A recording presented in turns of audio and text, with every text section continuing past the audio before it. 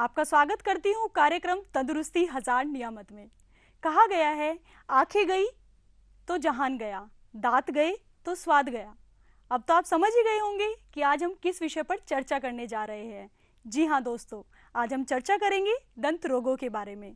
अक्सर देखा गया है कि हम अपने इस महत्वपूर्ण अंग की देखभाल करना भूल जाते हैं, जबकि ये हमारे शरीर का एक बहुत ही अहम हिस्सा होता है। देखा भी गया है कि अगर चेहरा सुंदर है और उस पर एक प्यारी सी मुस्कुराहट ना हो तो ऐसे चेहरे से खाली मायूसी हाथ लगती है। तो आइए चर्चा करते हैं इसी विषय पर, जिसके लिए आज हमारे बीच उपस्थित है दंत रोग विशेषज्ञ डॉक्टर रोहित रविंदर, जो कि लोकप्रिय अस्पताल के निदेशक भी है। तो डॉक्टर साहब, देखा गया है कि 80% से भी अधिक मात्रा में लोग न केवल हमारे भारत में बल्कि पूरे विश्व में दंत रोगों से ग्रसित है। तो डॉक्टर साहब, इसमें आपका क्या मानना है? आपने बिल्कुल सही कहा कि पूरी दुनिया में जो हम आंकड़े लेते हैं उसमें 80 से भी ज़्यादा प्रतिशत, मैं कहूँगा कि 90% तक लोग जो हैं वो मुख रोग से पीड़ित हैं। मुख और दंत रोग को हम दोनों अलग अलग तरह से लेते हैं जी। तो मुख रोग जो हैं उसमें बहुत सारी चीज़ें और आ जाती हैं, बहुत सारी बीमारियां ऐसी आ जाती हैं जैसे कि मुख के कैंसर, मुख की और बीमारियां जिनसे कि लोग पीड़ित हैं, दांतों के रोग, तालू का रोग, जीभ का रोग, गले के रोग, इन सब से भी लोग जो हैं परेशान हैं व इससे बीमार हैं। जी। तो मैं आपको बताना चाहूँगा कि दांतों के खाली जो दंत रोग विशेषज्ञ होते हैं हाँ वो जी। खाली दांतों के नहीं पूरे मुख का इलाज करते हैं। जी डॉक्टर साहब। हाँ जी। डॉक्टर साहब, ये दंत रोग मुख्यतः कौन कौन से हो सकते हैं?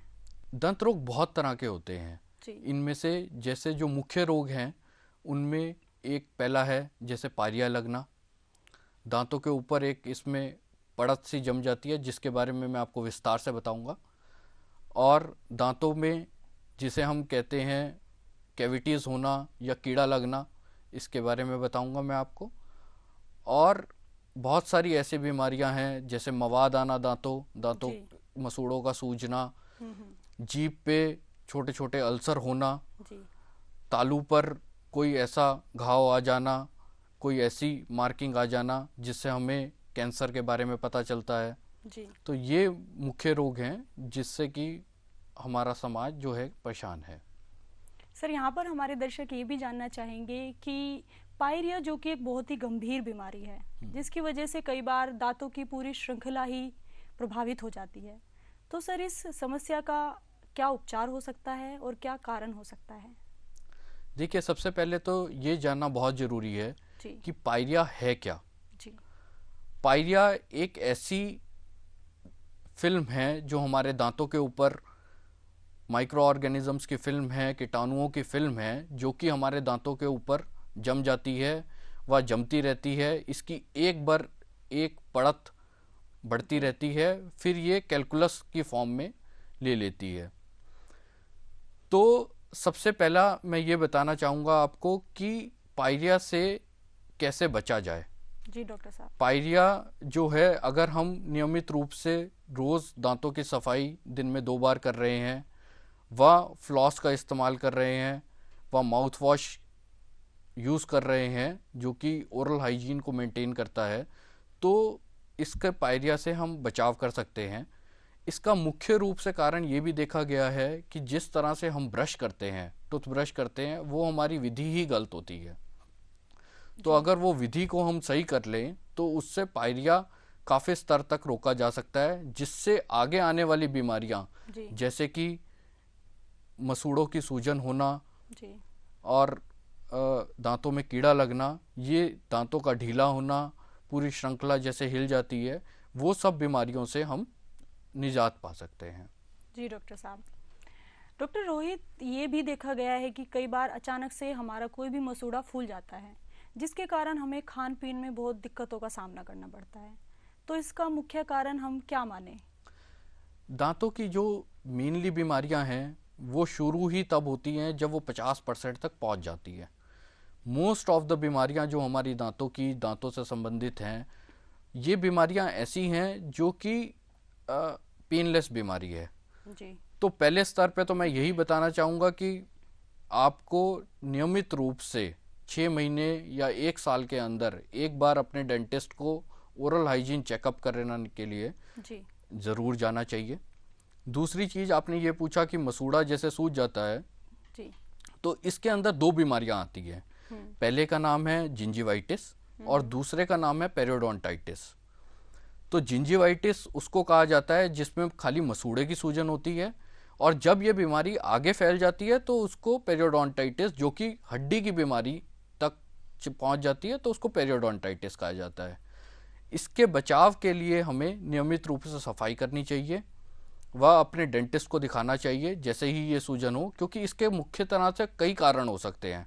दांत के नीचे पस पड़ना, दांत जो मसूड़ा है उस पर तेज कोई चीज़ लगना, किसी एसिड का अटैक होना, तो ये मुख्य कारण हो सकते हैं। कई बार हम ब्रश भी इतनी तेज कर लेते हैं कि मसूड़े की वहाँ पे इन्फ्लेमेशन या सूजन हो जाती है।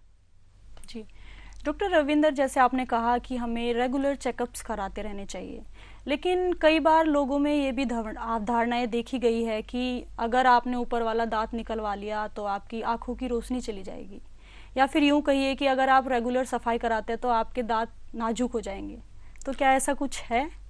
देखिए, ये तो सोसाइटी ने जो अपनी मिथ जैसे हम कहते हैं, जो जी। अपनी धारणाएं बनाई हुई हैं, जो कि बिल्कुल ही बेबुनियाद हैं, और इसका बिल्कुल उल्टा होता है। जी। जैसा कि आपने कहा कि अगर दांतों की रेगुलर सफाई कराई जाएगी तो दांत ढीले हो जाएंगे, जी। पर होता इसका बिल्कुल ऑपोजिट है, बिल्कुल इसका विपरीत है कि अगर हम दांतों की सफाई प्रोफेशनल ढंग से साल में एक बार नहीं कराएंगे तो जो हमारा कैलकुलस प्लाक जो जमा हुआ है वो दांतों के ऊपर से नहीं उतरेगा, तो हमारे दांतों की जड़ें जो हैं वो कमज़ोर हो जाएंगी। बिल्कुल डॉक्टर साहब।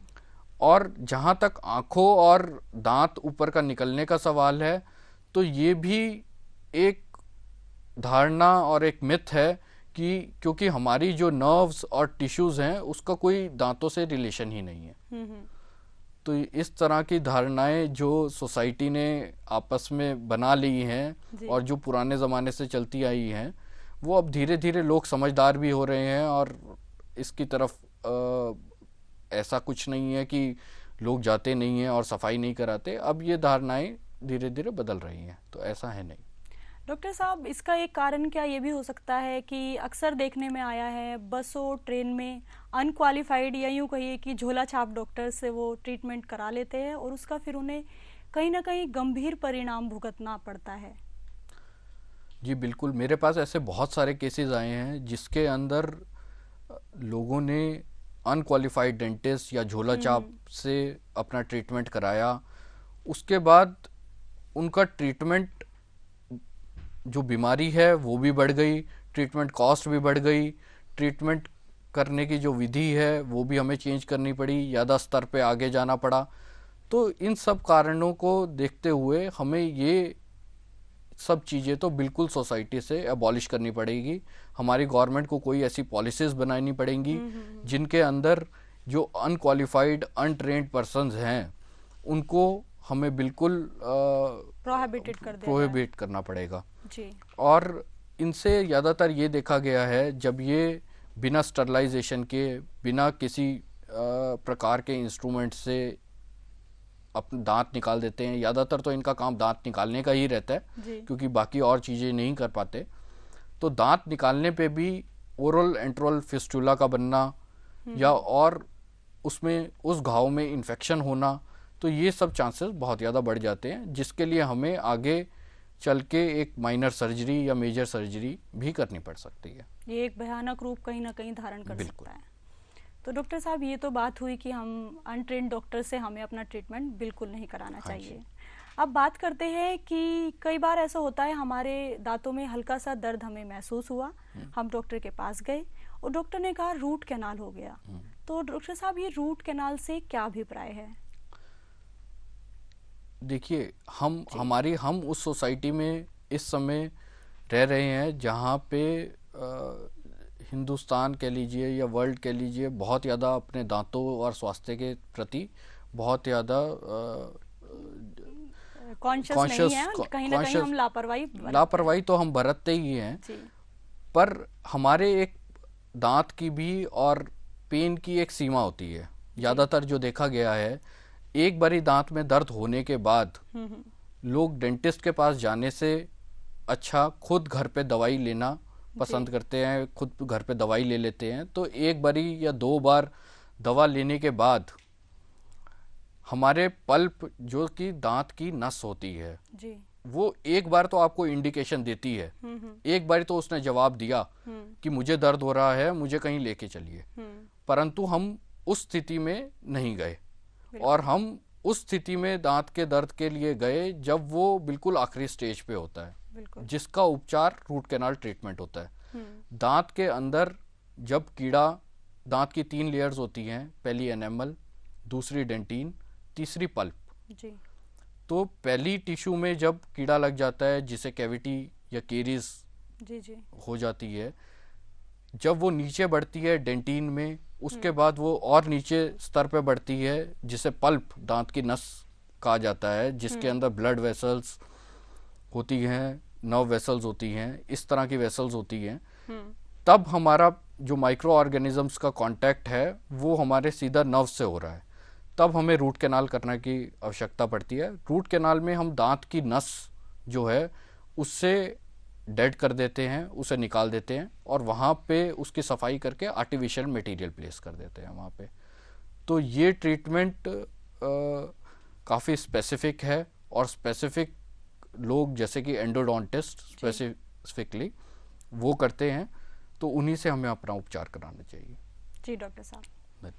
तो दर्शकों, यहाँ वक्त हो चला है छोटे से ब्रेक का। ब्रेक के बाद फिर हाजिर होंगे इसी विषय पर चर्चा करने के लिए। कहीं मत जाइएगा, बने रहिए हमारे साथ।